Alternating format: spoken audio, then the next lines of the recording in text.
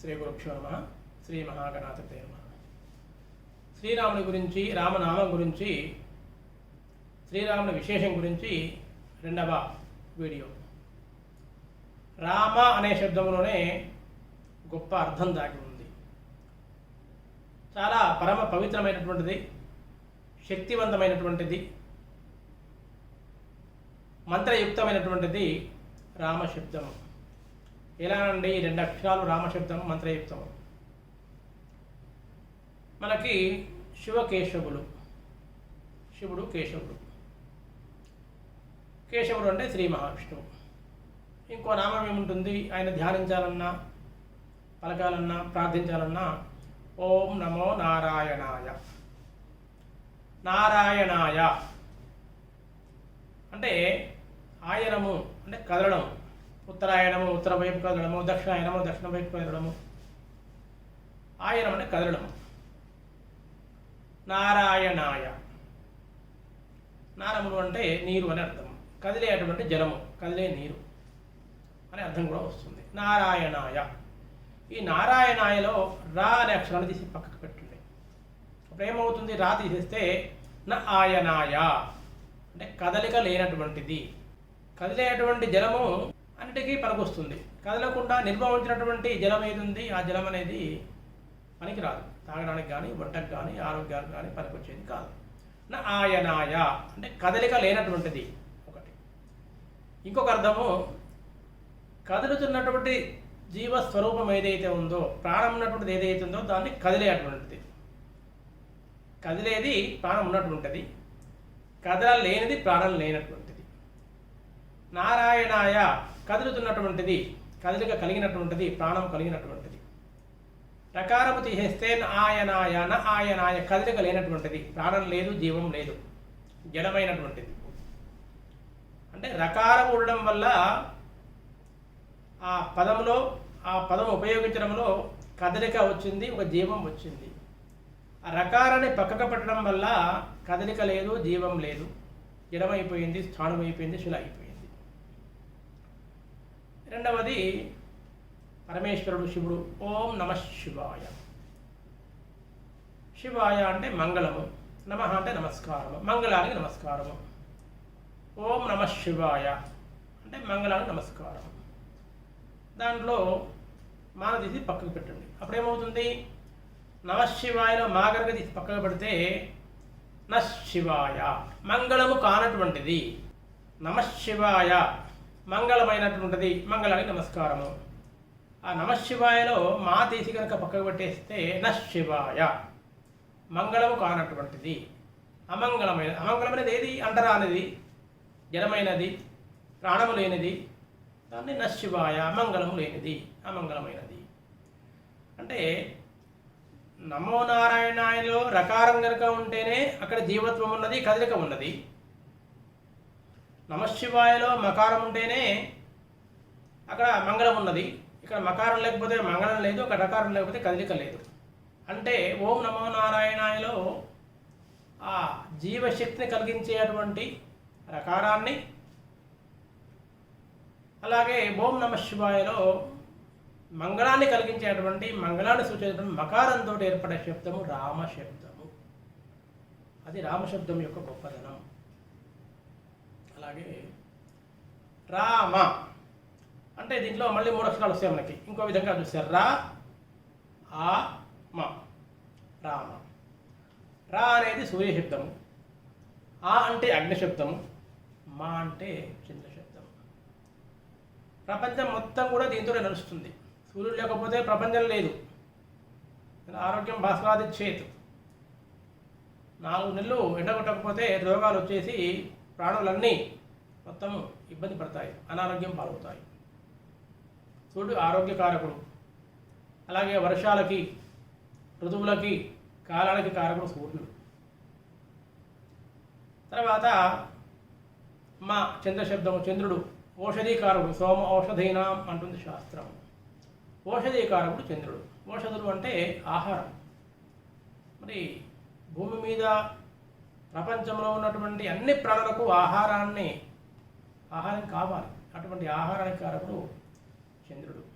మరి ఆహారం లేకపోయినా ఉపయోగం లేదు. ఇక ఈ రెండిటితో పాటు అగ్ని, మరి తగినప్పుడు తగిన వేడి కావాలి, ఆహారానికి ఉపయోగపడే వేడి కావాలి. ఆ విధంగా మూడవ వాడు అగ్ని. అలా సూర్య శబ్దము, అగ్ని శబ్దము, చంద్ర శబ్దము, మూడు శబ్దంలో కలిగినటువంటిది మిళితమైనటువంటి రామశబ్దము. అందుకే రామ అనేటువంటి పదము మంత్రయుక్తము అంటారు పండితులు పెద్దలు. అందుకే విష్ణు సహస్రనామంలో కూడా కేనోపాయేన లఘునా విష్ణోర్నామ సహస్రకం. పార్వతీదేవి పరమేశ్వరుని అడిగిందిరా, మరి సహస్రనామాలు చదవలేని వాళ్ళు ఉంటారు, సమయం లేని వాళ్ళు ఉంటారు, కుదిరిన వాళ్ళు ఉంటారు. మరి ఆ విధంగా మరి విష్ణు సహస్రనామం చదవకపోయినా ఆ విష్ణు సహస్రనామం ఫలితం వచ్చేటువంటి పదం ఏదైనా ఉందా, ఏదైనా ఉపాయం ఉందా? కేయోపాయేన లఘునా విష్ణువర్నామ సహస్రకం. పండితులు పాఠకులు అందరూ చదువుకోవడానికి. అని పార్వతీదేవి పరమేశ్వరుని అడిగితే ఆయన ఎందుకు లేదు, శ్రీరామ రామ రామేతి రమే రామే మనోరమే సహస్రనామ తత్తుల్యం రామనామవరాణే అని పార్వతీదేవికి చెప్పాడు అని మనకి ఆ విష్ణు సహస్రనామంలోనే కనిపిస్తుంది. అనగా రామనామను 3 సార్లు కనుక పలికితే 1000 సార్లు రామనామ శబ్దాన్ని పలికినటువంటి ఫలితం వస్తుంది అని పరమేశ్వరుడు పార్వతీదేవికి చెప్పాడు. ఇక్కడ సంఖ్యాశాస్త్రం లెక్క తీసుకోవాలి. తెలుగు అక్షరాలకి సంఖ్యాశాస్త్రానికి ఒక లింక్ ఉంటుంది. కాదిర్నవో టాదిర్నవ పాది పంచ యయాష్టకం అని. కాదిర్నవో కాక గాగా ఇన్య చాచా జాజా అంతవరకు 9, 1, 2, 3, 9. కాదిర్నవో టాదిర్నవ టా నుంచి మళ్ళీ 9 అక్షరాలు. పాది పంచ పాప బాబా మా 5 అక్షరాలు. యయాష్టకం యకారం నుంచి 8. ఆ విధంగా రామ అంటే రా అక్షరం, యయాష్టకం యా రా లాభ శేష సహా 8 అక్షరాలు. దాంట్లో ఆ పంక్తిలో యయాష్టకంలో యా రా రా 2వ అక్షరం అంటే రాకు 2వ సంఖ్య. అలాగే పాది పంచ పాప బాబా మా 5. 5లో పాప బాబా మా 5వది అంటే మా అనేదానికి 5. ఏమైంది? రామ రాకు 2 మాకు 5. గణిత శాస్త్రంలో మధ్యలో ఎటువంటి గుర్తు లేకపోతే మధ్యలో ఇంటూ ఉన్నట్టుగా భావించమని మనకి చిన్నప్పుడు కూడా లెక్కల మాస్టర్ చెప్పేవారు. అది గణిత సూత్రం. అంటే ఇటు భాగారం కానీ మైనస్ కానీ ప్లస్ కానీ లేదు అన్నప్పుడు మధ్యలో గుణకారం ఉంటుంది అని. ఆ విధంగా రకారానికి 2 మకారానికి 5 ఏమవుతుంది? 10. ఒక రామ, 2వ రామ మళ్ళీ 2 × 5 10, మళ్ళీ 3వ రామ 2 × 5 10. ఇవన్నీ మళ్ళీ గుణిస్తే 2 × 5 10, ఈ మళ్ళీ 2 × 5 2 × 5 10, 10 100, 100 × 10 1000. సహస్రనామ తత్తుల్యం శ్రీరామ రామ రామేతి రమే రామే మనోరమే సహస్రనామ తత్తుల్యం రామనామ అవరాణి అని. ఈ విధంగా పరమేశ్వరుడు పార్వతీదేవికి చెప్పాడు. పార్వతీదేవి అడిగింది, ఎవరి గురించి అడిగింది? అందరి గురించి, భక్తుల గురించి అడిగింది. కాబట్టి ఒకవేళ మనకు కనుక ఈ విష్ణు సహస్రనామాన్ని పాలన చేసుకునే సమయం లేదు, కుదరలేదు, వీలు కాలేదు, రాలేని వారు, చేయలేని వారు, కుదరలేని వారు, వీలు కాని వారు, మరి 1000 నామాలు పఠించిన ఫలం కలగాలంటే శ్రీరామ శ్రీరామ శ్రీరామ 3 సార్లు అంటే ఆ ఫలితం కలుగుతుంది. ఎలా కలుగుతుంది? సాక్షాత్తు పరమేశ్వరుడు సెలవిచ్చాడు. మరి ఆయన సెలవిచ్చిన తర్వాత కలగకపోతే ఎలా జరుగుతుంది? నారాయణాయ రాగరగ తీసేస్తేన ఆయనాయ కదలిక లేదు, జీవం లేదు. నమ శివాయ మాది చేస్తే శివాయ మంగళం కానిది అమంగళమైనది. అంటే మంగళకరమైనటువంటిది, కదలిక కలిగినటువంటిది, ఈ రెండే కావాలి మనకి.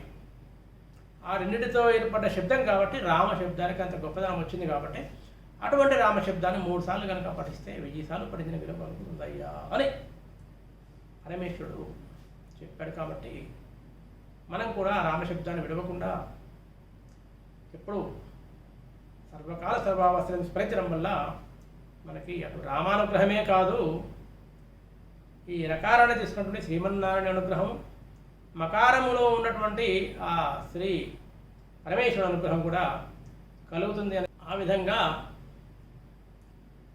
3 సార్లు కనుక రామ రామ రామ అని పలకడం వల్ల లేదా వీలైనప్పుడల్లా రామశబ్దాన్ని పలకడం వల్ల అటు రకారము అక్షరముగా కలిగినటువంటి శ్రీమన్నారాయణ అనుగ్రహం, మకారము అక్షరముగా కలిగినటువంటి శ్రీ పరమేశ్వరుని అనుగ్రహం కూడా కలుగుతుంది. మీకు కనుక ఈ వీడియో నచ్చినట్టుంటే అందరికీ షేర్ చేయండి, లైక్ చేయండి, కింద కామెంట్ పెట్టండి, ఛానల్ని సబ్స్క్రైబ్ చేసుకోండి. ధన్యవాదాలు.